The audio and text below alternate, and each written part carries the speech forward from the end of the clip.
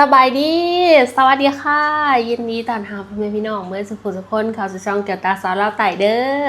มื้อนี้แก้วตากาได้เดินทางนอกจากสถานีกรุงเทพอภิวัตสถานีกลางบางซื่อมาถึงสถานีจิระหรือว่าสถานีแถวโคราชนะคะทุกคนจังหวัดโคราชเมืองโคราชเนาะจังหวัดนครราชสีมาเนาะพี่น้องเนาะกะมีหลายๆคนเนาะพี่น้อง FC เพิ่นว่าแก้วตาคือบ่ได้สู้เฮ็ดคลิปช่วงนี้แก้วตาบ่ค่อยว่างเด้อทุกคนเด้อก็บ่ค่อยได้ไปเที่ยวทางนอกเนาะเพราะว่าการที่เฮาเฮ็ดคลิปท่องเที่ยวหรือว่าไปตามสถานที่นั้นๆต่างๆเฮาก็ต้องใช้เงินเนาะทุกคนแต่ว่ามื้อนี้แก้วตาได้เอาประสบการณ์เล็กๆน้อยๆจากการนั่งรถไฟเนาะทุกคนรถไฟทางดินเด้อบ่แม่นรถไฟใต้ดินแล้วก็บ่แม่นรถไฟลอยฟ้าเนาะสิเป็นรถไฟอยู่เทิงหน้าดินสันกลางว่าสันๆเนาะพี่น้องก็ได้ประสบการณ์หยังแน่ก็หลายอย่างเลยทุกคนเริ่มแรกเลยแก้วตาหาสินั่งรถไฟใต้ดินจากศาลาแดงเนาะไปสถานีกลางบางซื่อนั่นแหละเนาะไปสถานีบางซื่อเนาะพอไปหอสถานีบางซื่อแล้วบัดนี้ก็ต่อขึ้นต่อเนาะทุกคนย่างสิมี2ย่างแวะไปทางสถานีอภิวัตนั่นแหละเนาะก็ย่างขึ้นไปแล้วบัดนี้หลังจากขึ้นมาก็บ่ได้ฮู้อีโนอีเนอีหยังได้พี่น้องถามก็จะว่าซื้อตั๋วยังหม่องใดเนาะหลังจากฮู้หม่องซื้อตั๋วแล้วก็ไปซื้อตั๋วเนาะไปซื้อตั๋วรถไฟบอกเขาว่าสิไปนครราชสีมา99 บาทพี่น้องราคาตั๋วก็ได้เนาะสิมาเล่าสู่ฟังเลยซะราคาตั๋ว99 บาท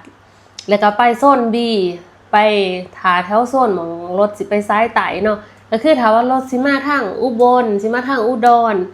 ลงมาทางซ้ายไต่เขตอีสานนี่ก็คือเป็นพานโคราชเบิดเนาะเพราะว่าจังหวัดโคราชสิอยู่ติดกับจังหวัดอีสานต่างๆเนาะทุกคนเขาเอิ้นว่าประตูสู่เมืองอีสานก็ว่าได้เนาะพี่น้องแล้ววันนี้แกตาเองก็ได้นั่งจะนะว่าได้นั่งถาเนาะทุกคนนั่งถาประมาณ1 ชั่วโมงนี่แหละระหว่างนั่งถาแกตาก็ออกไปถ่ายคลิปแล้วก็ภาพบรรยากาศข้างนอกเนาะทุกคนเดี๋ยวไปถ่ายรูปถ่ายนั้นถ่ายนี่แหละตามภาษาแล้วก็ได้ไปเข้าห้องน้ำเนาะไปแต่งตัว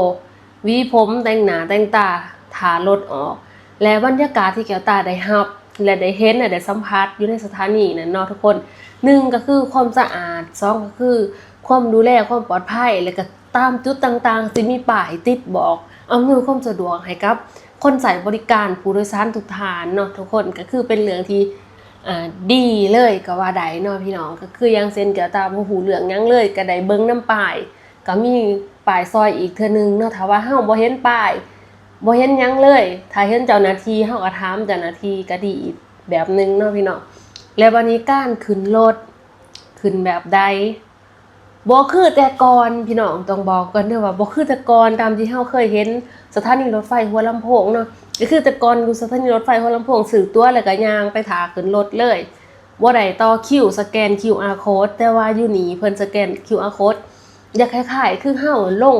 รถไฟใต้ดินคือเฮาขึ้นรถไฟลอยฟ้านี่แหละเนาะพี่น้องนั่นล่ะข้อดี ที่แก้วตาเว้าถึงนี่ก็คือว่ามันดีเนาะหม้องที่ว่าถ้าใครบ่มีตั๋วก็บ่สามารถย่างเล่นหลอนเข้าไปได้หรือว่าสิไปขึ้นรถไฟนั่นได้เนาะต้องเป็นคนที่มีตั๋วเท่านั้นสแกน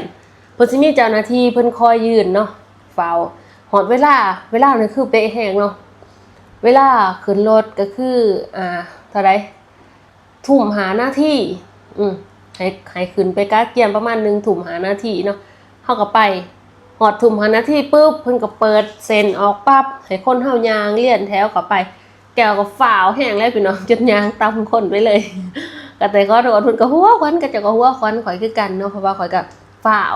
บัดนี้ก็ได้ย่างเข้าไปต่อคิวคือตรงมากตรงมากสิว่าตรงมาก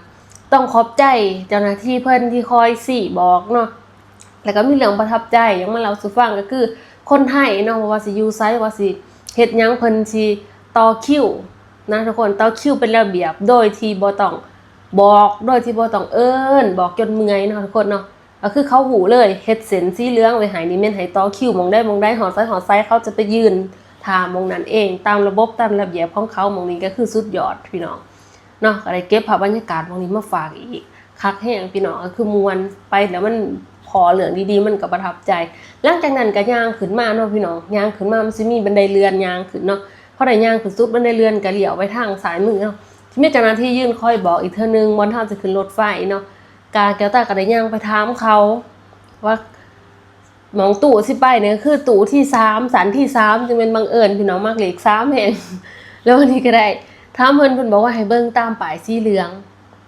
ที่เขาตั้งไว้คือกันกับป้ายที่เฮาตั้งเตือนนั่นแหละตั้งเตือนแกเป็นคนเฮ็ดงานแม่บ้านเนาะป้ายวันนี้ก็สิเอิ้นว่าป้ายเตือนแปลว่ากำลังทำความสะอาดหรือว่าพื้นมันเปียกบ่สามารถยังได้ให้ระมัดระวังนั้นนี่เนาะคือป้ายเตือนแบบนั้นแต่ว่าบ่ได้มีหนังสือแบบนั้นสิมีเลข1เลข2เลข3ไปสั่นเนาะเกี่ยวกับย่างไปจนฮอดเลข3แล้วไปกำลังสิขึ้นกำลังสินั่งเนาะทุกคนหาหม่องนั่งยังคักแน่ใดกำลังสินั่งวันนี้เห็นว่าโต๊ะตั้งหะอย่างมันคือมันอยากฮักนี่แหละพี่น้องก็เลยเอิ้นเจ้าหน้าที่รปภหม่องนั้นนะจุดนั้นเนาะก็ได้นั่งกับป้าผู้นึงนั่นแหละ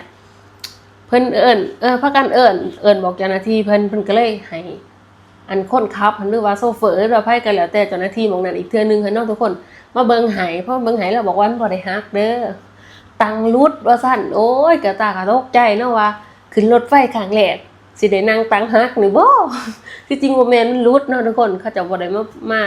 อันมายกเนาะบัดนี้ก็เลยได้มายกขึ้นให้ก็ได้นั่งรถมาตลอดสายภาพบรรยากาศภาพวิวทิวทัศน์แคมทางก็สิเอามาฝากได้ซ้ำนี้เนาะพี่น้องตอนรถไฟสวนกันในทายบ่ทันพี่น้องขนาดคนนั่งแคมประตูยังหูซึกหยานเนาะคือแบบไวแห้งแบบเชี่ยวพี่น้องคักแห้งแต่เห็นแต่ตอนที่แบบว่ารถไฟเพิ่นอันนั้นนะพี่น้องว่าเอาร้ายกะน้ำลายอย่างออกพี่น้องขอโทษขออภัยเพราะว่าเฮาถอนแขวมาเนาะแล้วหูซึกว่ามันกักเก็บน้ำลายเบิดว่าไปบ่มากก็กลืนน้ำลายพร้อมแต่อย่างว่าพี่น้องนั่นแหละประสบการณ์ที่ได้มาคือประมาณนั้นเนาะทุกคนแหละแคมทางบรรยากาศแคมทางก็คือแบบโอ้มืดครึ้มแล้วก็แบบ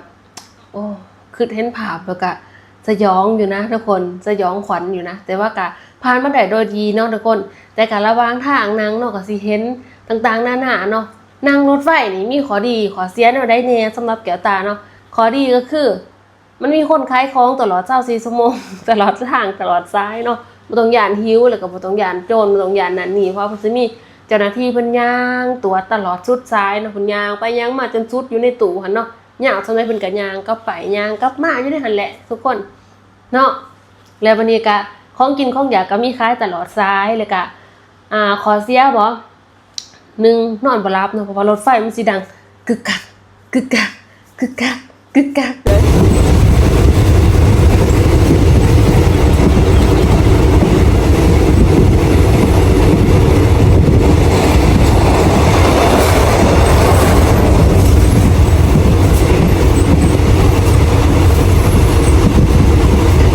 นะทุกคนที่ดังแบบนี้ตลอดถ้าว่าบ่ดังแบบนี้เป็นโมเมนต์รถไฟ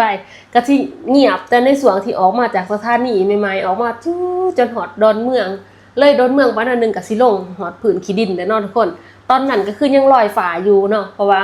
เพิ่นสิแล่นมาคู่กันกับรถไฟฟ้าสายสีแดงเนาะเพิ่นสิไปเส้นทางอันแบบเฮียงกันนะหลังจากนั้นเพิ่นก็สิลงหลุมฟูดไปถอนหน้าดินเนาะเพิ่นบ่ได้ลอยฟ้าเลยคือรถไฟฟ้าเด้เพราะมันวิดสวงลอยฟ้าแล้วเนาะพี่น้อง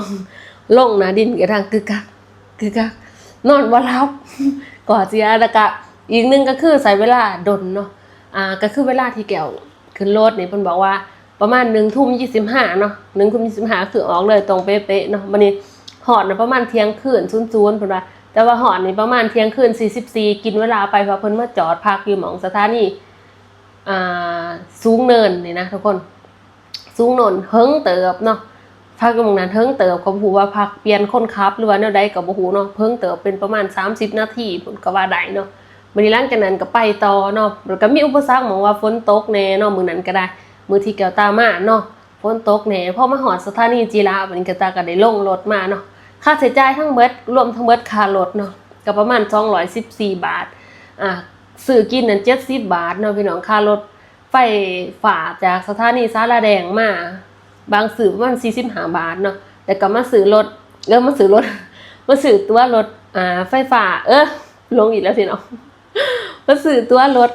รถไฟทั้งดินนั่นแหละรถไฟหน้าดินนั่นสิว่าจังได๋มาซื้อตัวรถไฟเนาะก็ประมาณ99บาทก็ของกิน70บาทรวมทั้งหมดก็214บาทประมาณนี้เนาะทุกคนแล้วก็บ่ได้ไล่ใส่ค่ารถที่เฮานั่งมา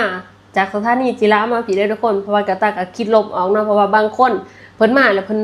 บ่ได้ว่าอยู่ไกลเพิ่นย่างแก๊กๆๆมากก็หอนห้องบ่ได้ว่าต้องนั่งรถไปไกลปานนั้นเนาะทุกคนโอเคพี่น้องสำหรับคลิปนี้แก้วตาก็ได้มาอัปเดตเล่าเรื่องราวประสบการณ์ก็ถือว่าม่วนเนาะพี่น้องถือว่าม่วนเฮาได้ประสบการณ์ถ้าว่าขอดีขอเสียระวังรถไฟฟ้ารถไฟฟ้าระวังรถไฟหนาดินโอ้ยว่าก็มีแต่ลงว่ารถไฟฟ้าลงว่ารถไต่ดินแนวอยู่แต่ไกลรถไต่ดินรถไฟหนาดินกับรถทั่วมาโคราชขอดีขอเสียแนวใดสำหรับแก้วตาคิดว่าได้เบิดเนาะสำหรับไผที่มักรถทั่วก็คือมันสิไวราคาก็สิเพิ่มขึ้นจักหน่อยเนาะแต่ว่าก็บ่ได้ชมวิวบ่ได้บรรยากาศเนาะแต่ถ้าไผที่แบบว่าอยากได้บรรยากาศแต่เวลามันก็สิดนขึ้นไปอีกเด้พี่น้องในบรรยากาศแบบชมวิวข้างทางนั่นนี่ต่างๆแล้วก็แบบ